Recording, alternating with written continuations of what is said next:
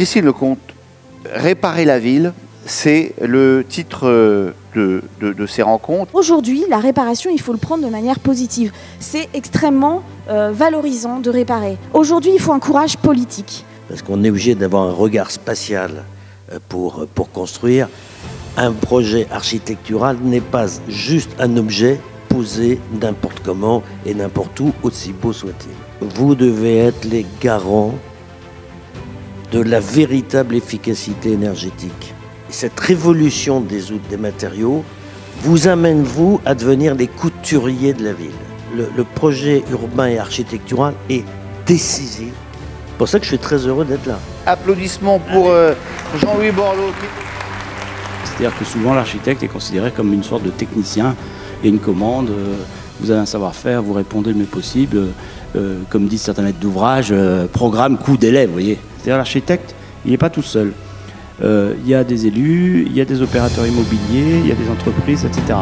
Quand on entend que 85% de la population française souhaite vivre à la campagne. On propose aussi de diversifier plus systématiquement les équipes de maîtrise d'œuvre urbaine et architecturale avec des compétences plus variées. Alors, on a le sentiment que sur un sujet aussi fondamental, ça va peut-être un peu vite et qu'il faudrait débattre un petit peu plus. Dans les zones détendues, dans les zones tendues où il n'y a pas ce besoin-là, où il y a des friches, et donc très concrètement arrêter l'artificialisation des terres agricoles.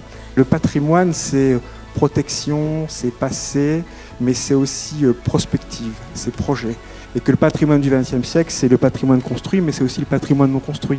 C'est le patrimoine des terres arables, des terres fertiles qu'il faut absolument conserver. La première chose, c'est d'éviter une ségrégation urbaine telle qu'on la voit se développer aujourd'hui. Parce que je pense qu'il faut que nous fassions une critique radicale mais constructive de l'urbanisme qui est fait depuis 30 ans sur les territoires.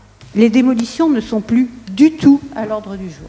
Cesser de construire ou réparer de manière climaticide, c'est un passage d'une certaine forme de générosité inconsciente à la frugalité, et je crois qu'on n'y coupe pas.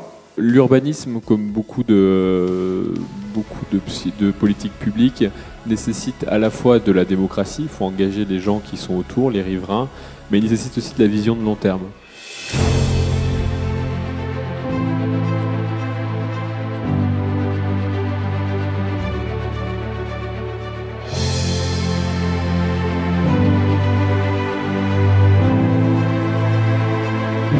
Penser le vivant et écrire le vivant, c'est important et c'est ce que nous essayons de faire. Sans gestion politique, on ne peut pas faire d'architecture. Il faut sortir d'une logique de coût pour rentrer dans une logique de valeur. Ce qui compte, c'est la création de valeur. L'architecture, c'est pas simplement la production d'un objet, c'est la valorisation d'un système de relations. L'aménagement, finalement, c'est du territoire, c'est vraiment en prendre soin. Quand il y a une relation qui peut se faire entre un maître d'œuvre, un maître d'ouvrage et les usagers, des projets nettement meilleurs.